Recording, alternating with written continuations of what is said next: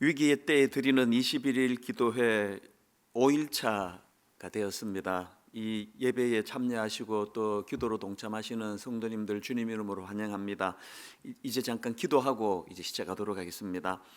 고마우신 하나님 아버지, 지난 한 주간 동안 매일매일 주시는 말씀을 마음에 담고 또 그것을 기도 제목으로 삼아 기도하는 많은 성도님들을 허락해 주신 것 감사드립니다.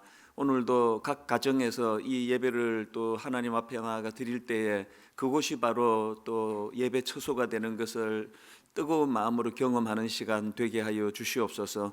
느헤미야가 품었던 그 아름다운 비전과 꿈이 우리들에게도 동일한 비전과 꿈으로 나타나게 하여 주시기 원하옵고 예수님 이름으로 기도드립니다. 아멘.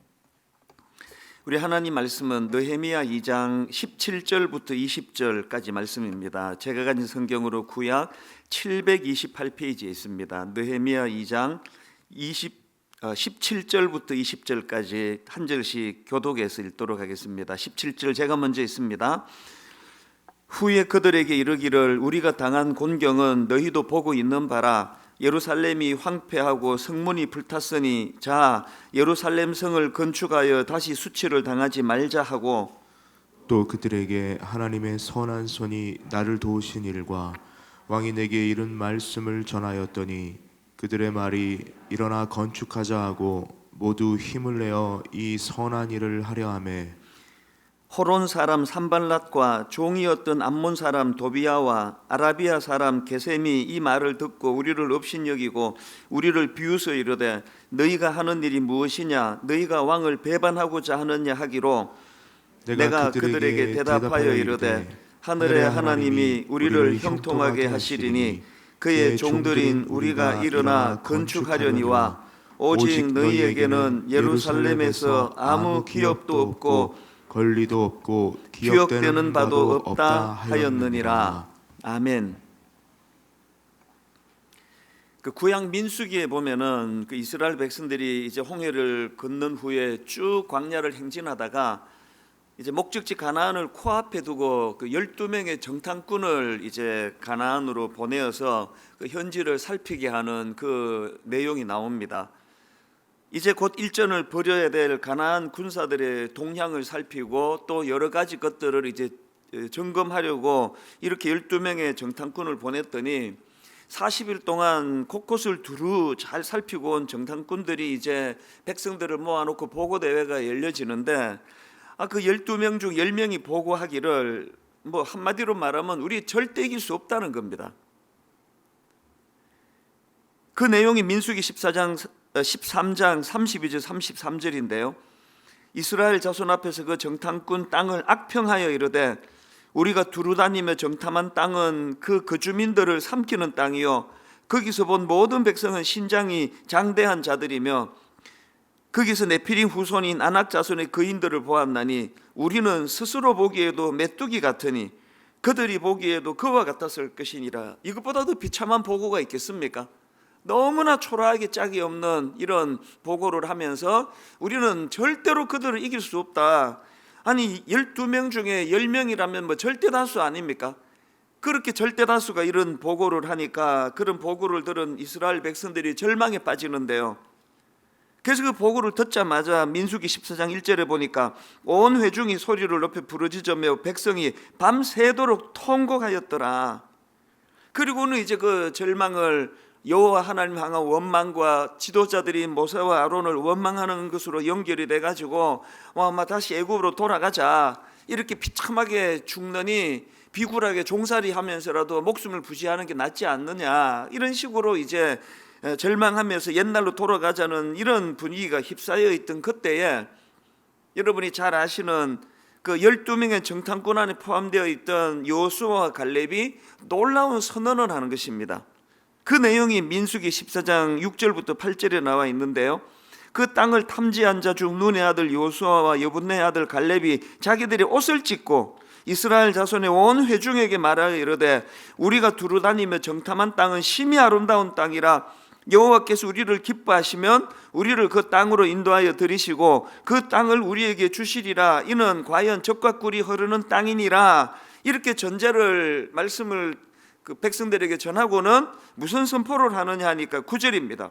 다만 여호와를 거역하지 말라. 또 그 땅 백성을 두려워하지 말라. 그들은 우리의 먹이라. 그들은 우리의 먹이라. 옛날 성경에는 더 강렬합니다. 그들은 우리의 밥이라. 그들의 보호자는 그들에게서 떠났고 여호와는 우리와 함께 하시느니라. 그들을 두려워하지 말라. 저는 이 코로나 바이러스로 말미암아 온 나라가 지금 두려움에 휩싸여 있고 낙심하고 위기에 휩싸여 있을 때 믿는 우리는 이 여호수아와 갈렙이 했던 이 선포를 하는 존재라 생각합니다.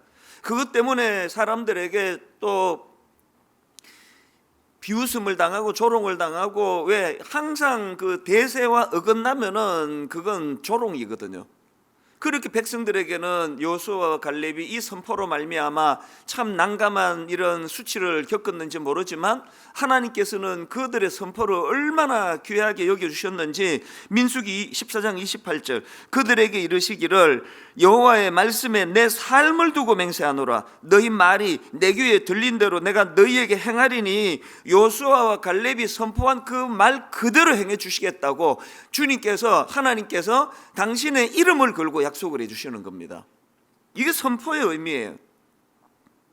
저는 20대 초반에 너무나 힘든 또 이 낙심된 그 생활 구덩이에 빠져 있을 때 바로 이 말씀으로 제가 회복을 했기 때문에 청소년 사역을 하던 10년 내내 우리 제자들에게, 우리 중고등 아이들에게 이 민수기 14장 28절을 선포했습니다. 그들에게 이르기를 여호와의 말씀에 내 삶을 두고 맹세하노라. 너희 말이 내 귀에 들린 대로 내가 너희에게 행하리니.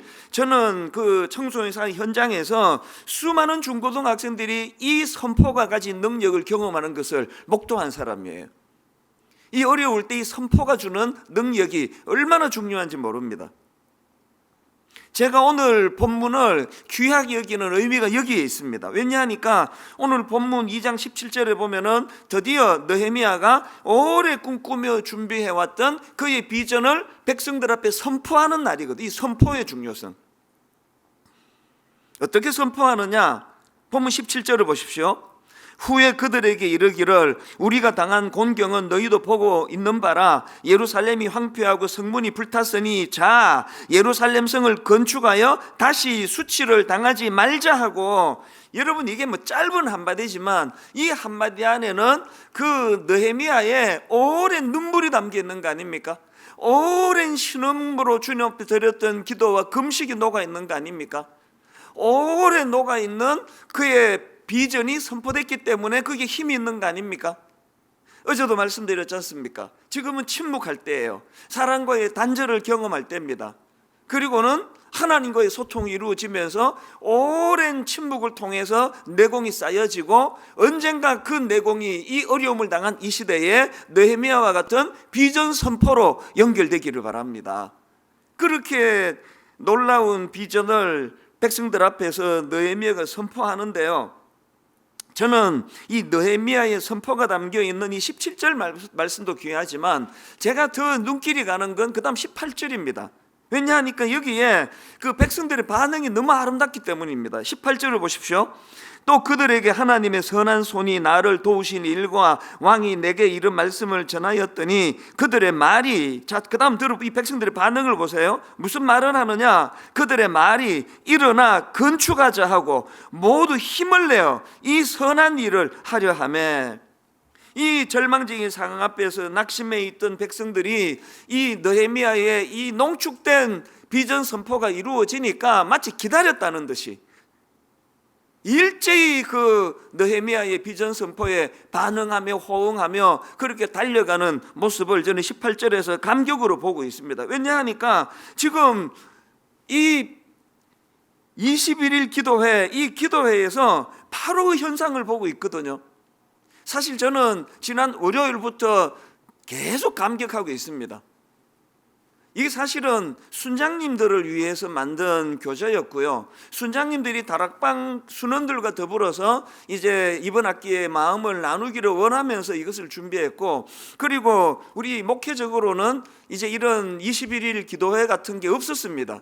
갑자기 지난 주말에 결정이 돼가지고 부랴부랴 그렇게 급조한 기도회인데 월요일 날 저는 내내 너무 놀랐습니다. 너무나 많은 성도님들이 기쁨으로 동참을 하시는 겁니다. 뭘 의미할까요? 기다리고 계셨던 거예요. 온통 들려지는 건 코로나 바이러스 확산으로 가슴 아픈 일들이 들려지는 이 시대에 말씀을 듣고 싶었던 거예요. 또 비전 선포를 우리 성도님들이 기다리고 계셨더라는 거예요. 저도 사실 갑자기 이제 준비된 그런 이 기도회이기 때문에 미리 준비된 것도 없고 매일매일 갑자기 말씀을 선포하는 게 굉장히 저에게는 버거운 일이지만 이번 한 주간 이 기쁨이 이 말씀을 전할 수 있다는 이 자격이 주어졌다는 게 내가 얼마나 감사한지 모릅니다. 왜? 성도님들 여기에 반응을 하니까요. 느헤미야가 아무리 주옥 같은 비전을 선포하면 무슨 소용이 있습니까? 백성들이 거기에 반응을 안 보여준다면. 이 조화가 이루어질 때 이 부흥이 일어나는 거 아니겠습니까? 저는 이 17절에서의 느헤미야의 농축된 비전 선언하고 18절에서 그 선포가 떨어지자 말자 일어나 건축하자 하고 모두 힘을 내어 이 선한 일을 하려 하며 이 백성들의 반응을 계속 묵상하면서 참 감격의 시간을 보냈는데요. 오늘 저는 이런 새벽에 혹은 오전 10시에 혹은 저녁 시간에 함께 모여 이 예배에 동참하시는 모든 분들을 제가 드릴 수 있는 가장 큰 축복 하나를 오늘 제가 드리고 싶습니다.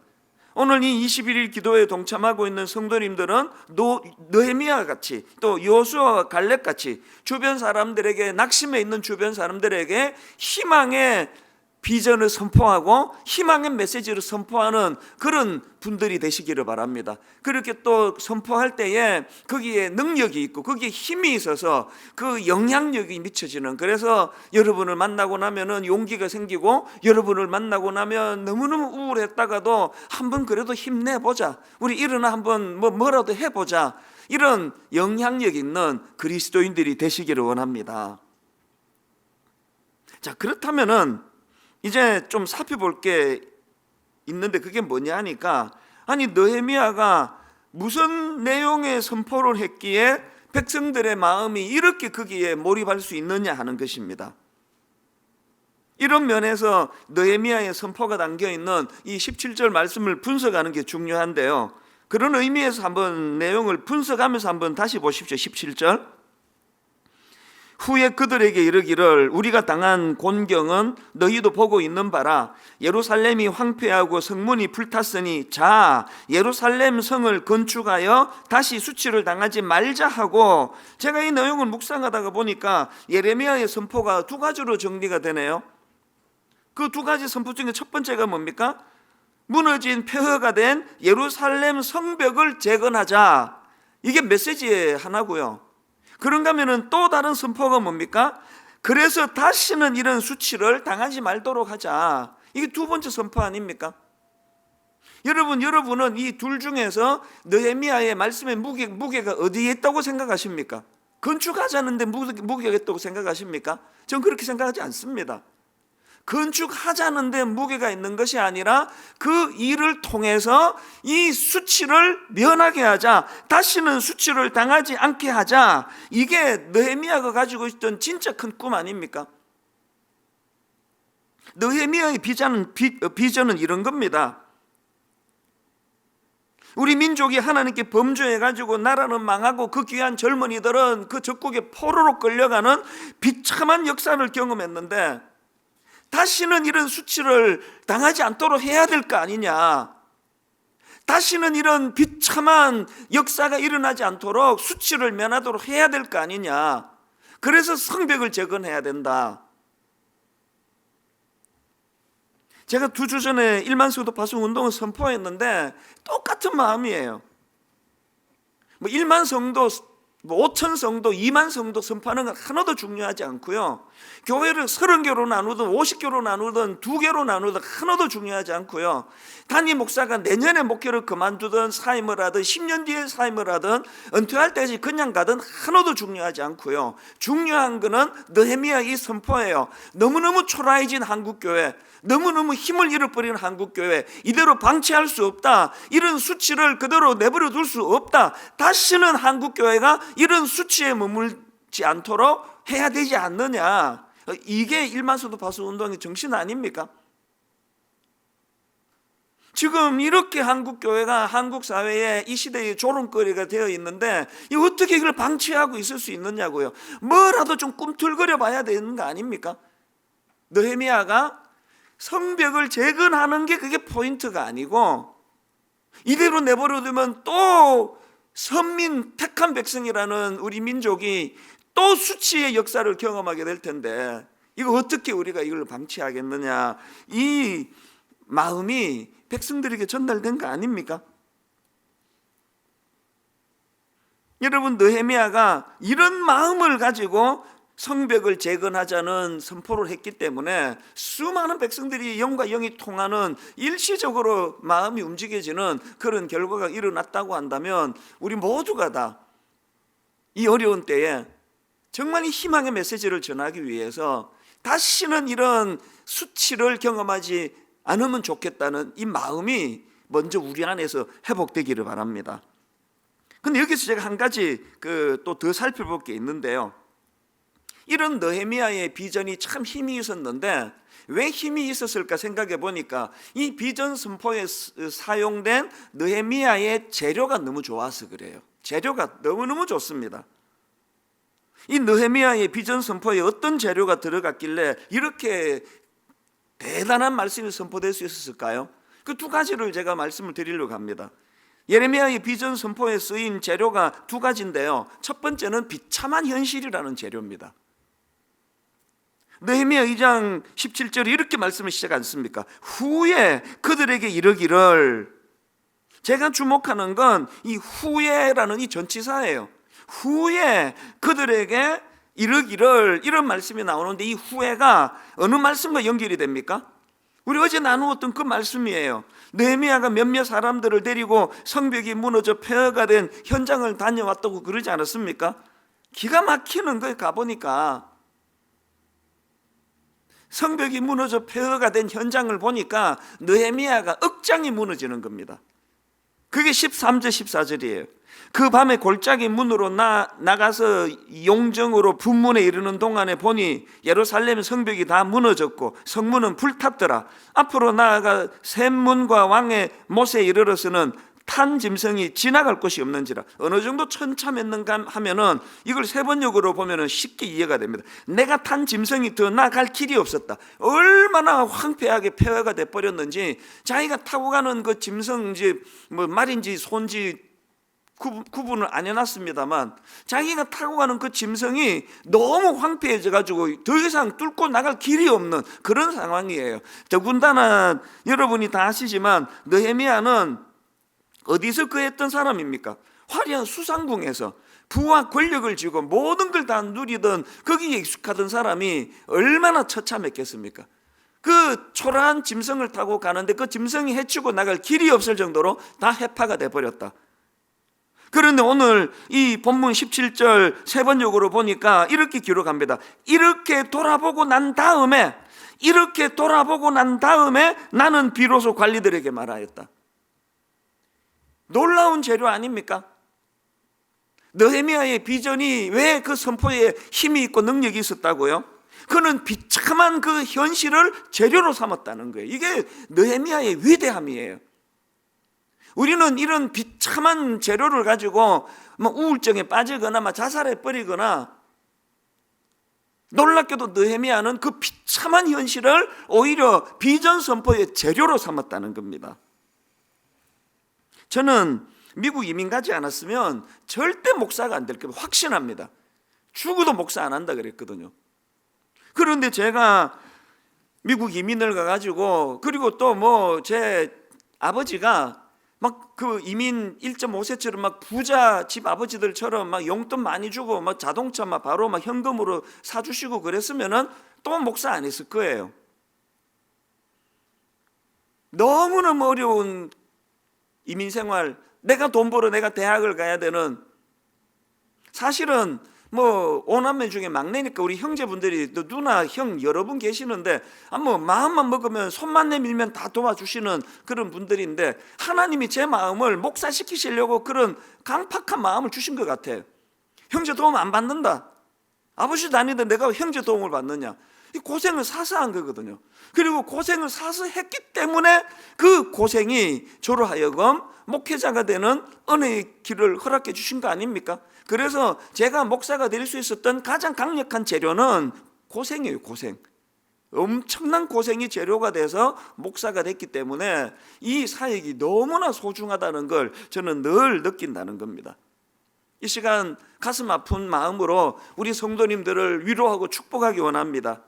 지금 우리나라 모든 자영업 하시는 특히 식당 뭐 이런 분들이 다 힘들다 그러는데, 목사 입장에서 우리 예수 믿는 성도님들이 이런 일을 겪는다는 게 너무 마음이 아파요. 어제도 우리 몇몇 교육자들과 함께 대책 의논 이런 거 하다가 참 눈물로 그런 이야기를 하더라고요. 교구에 너무나 어려운 분들이 많아서 가슴이 아프다고. 저도 마음이 아파요. 그러나 여러분, 제가 그런 성도님들 어려움으로 저도 미국에서 스몰 비즈니스 해봤기 때문에 이 의도한 대로 매상이 오르지 않는 것이 얼마나 절망이라는 걸 저는 뭐 누구보다도 경험한 사람이거든요. 이 시간을 보내고 있는 손님 발이 뚝 끊어 발길이 뚝 떨어진 빈 가게를 지키고 있는 그 아픔이 얼마나 크다는 걸 저는 너무 잘 알거든요. 그래서 저는 이 말씀을 강력하게 선포하기 원합니다. 오늘 이 가슴 답답한 현실이 풀리지 않는 어려움으로 흐르는 그 눈물이 여러분의 평생에 하나님 주시는 꿈과 비전이 되는 재료가 되시기를 바랍니다.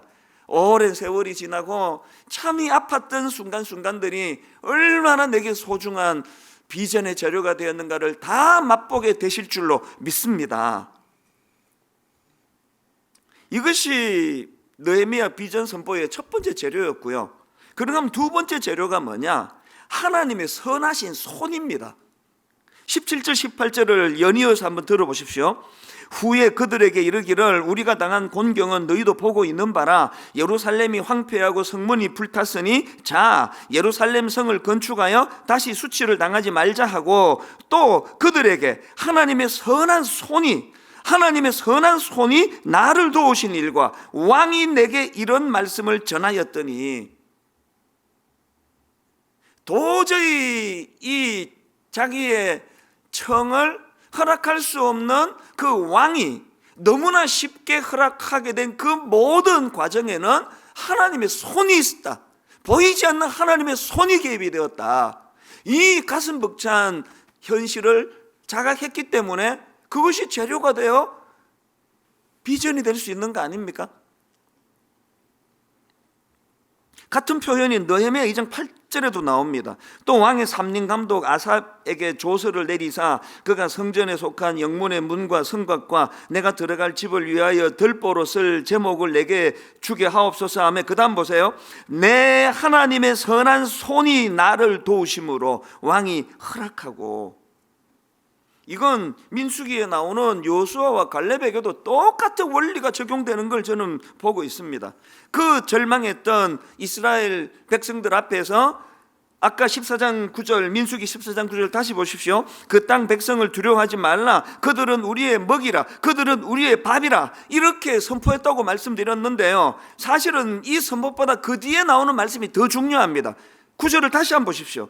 강조점을 바꾸어가지고, 다만 여호와를 거역하지 말라. 또 그 땅 백성을 두려워하지 말라. 그들은 우리의 먹이라. 그들의 보호자는 그들에게서 떠났고 여호와는 우리와 함께 하시느니라. 이게 느헤미야가 말한 도우시는 하나님의 손을 이야기하는 거 아닙니까? 왜 이렇게 두려워하는 거예요? 왜 이렇게 좌절하는 겁니까? 이게 안 보이니까요. 적들은 어마어마한 거인 같은 덩치를 갖고 엄청난 무기를 갖고 달려들지만 그들의 보호자는 떠난 상태예요. 참 초라하고 보잘것없는 우리지만 우리에게는 도우시는 하나님의 손이 계시다는 사실입니다. 제가 아까 앞에서 제가 미국 이민 안 갔으면 목사가 안 됐을 것이다, 고생 안 했으면 목사가 안 됐을 것이다, 이런 말씀을 드렸지만요, 사실 더 정확하게 말하면 고생한 게 저를 목사 만든 게 아니고요, 고생하는 그 과정에서 우리 형제가 아니라 우리 부모가 아니라 여호와 하나님이 도와주셨다는 걸 경험했기 때문에 내가 목사가 된 겁니다. 너무너무 낙심이 되던 억장이 무너지는 그 세월 속에서 하나님의 도우시는 손이, 보이지 않는 하나님의 손이 저를 어떻게 인도해 주셨는가를 이민생활 7년 내내 경험했기 때문에 어머니가 소원하시던 그 목회자의 길로 너무 쉽게 비장하지 않았습니다. 너무 간단하고 가볍게. 여러분, 지도자들에게는 이 하나님의 도우시는 손에 대한 경험이 있으셔야 됩니다.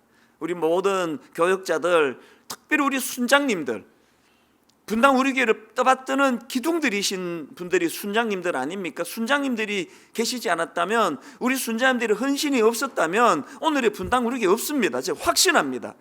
그리고 저 또 한 가지 확신하는데요, 제가 없어져도 분당 우리 교회 문제 없습니다. 우리 순장님들이 그 자리를 지키고 계시는 한. 그래서 저는 기도하는 거예요. 이 귀한 우리 지도자 순장님들이 늘 어려운 가운데 도우시는 하나님의 손을 볼 수 있는 영안을 허락해 주시기 원합니다. 이 두 재료 잊으시면 안 됩니다. 비참한 현실이 내 평생의 가슴 벅차게 하는 꿈을 만드는 재료가 될 수 있다는 것, 그리고 어려움 중에 하나님의 선하신 손, 하나님의 선하신 손, 이 두 가지가 재료가 되면은 우리 인생의 가슴 벅찬 비전이 만들어질 줄로 믿습니다. 결론을 맺으면서 저는 오늘 하루 종일 여러분이 묵상했으면 하는 말씀 구절 하나를 제가 읽어드리고 이제 오늘 말씀을 마무리하려고 합니다. 이사야 43장 1절 2절이 바로 그 말씀입니다. 야곱아, 너를 창조하신 여호와께서 지금 말씀하시느니라. 이스라엘아, 너를 지으신 이가 말씀하시느니라. 너는 두려워하지 말라. 내가 너를 구속하였고 내가 너를 지명하여 불렀나니 너는 내 것이라. 내가 물 가운데로 지날 때에 내가 너와 함께 할 것이라. 강을 건널 때에 물이 너를 침몰하지 못할 것이며 내가 불 가운데로 지날 때에 타지도 아니할 것이요 불꽃이 너를 사르지도 못하리니. 위기를 지나가는 이 시기에 꼭 기억해야 될 한마디가 있다면 주님의 이 메시지예요. 너는 내 것이라. 너는 내 것이라.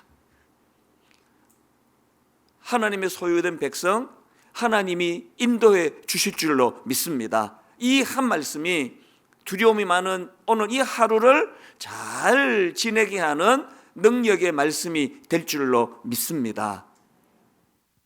우리 함께 말씀의 은혜를 기억하며 찬양하며 나아가겠습니다.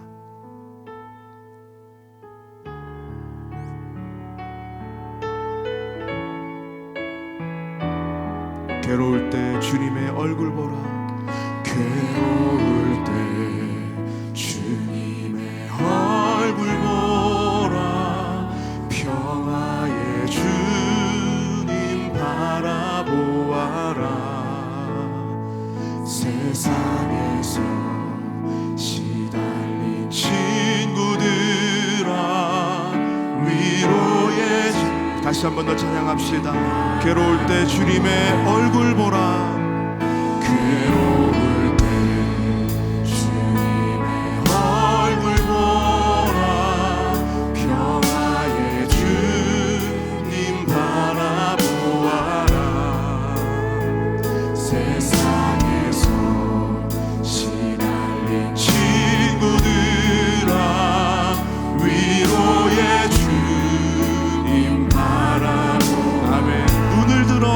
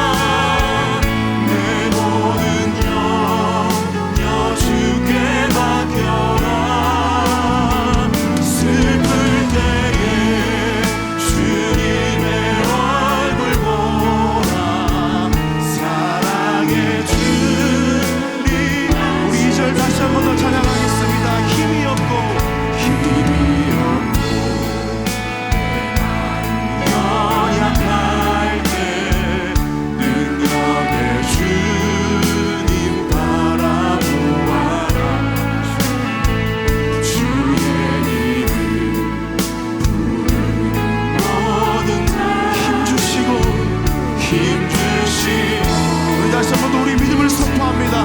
내가 힘이 없고 연약할 그때에 주님 바라봅니다. 연약할 때 능력의 주님 바라보아라. 주의 이름 모든 자는 힘 주시고 늘 지켜주시. 아멘. 눈을 들어 주를 보라. 내 모든 염려 주께 맡겨라. 슬플 때에 주님의 얼굴 보라. 사랑의 주님. 다시 한번 더 눈을 들어 주를 바라보며 나아갑니다. 눈을 들어 주를 보라. 내 모든 염려 주께 맡겨라. 슬플 때에 주님의 얼굴 보라. 사랑해. 우리 마지막으로 선포하며 나아갑니다. 주님, 내가 영원의 눈이 열려 주님을 보기를 원합니다. 주를 보라. 내 모든 염려 주께 맡겨라. 슬플 때에 주님의 얼굴 보라. 사랑의 주님 안식 주리라. 우리 이 시간 함께 기도하기를 원합니다. 나에게 능력 주시는 그 하나님 바라보며 살 수 있도록 주님 나의 심령을 굳건히 붙잡아 주시옵소서. 희망을 선포하고 비전을 선포하는 그러한 영향력 있는 그리스도인으로 주님 내가 회복되어지기를 원합니다. 이 시간 우리 함께 기도하며 나아가시겠습니다.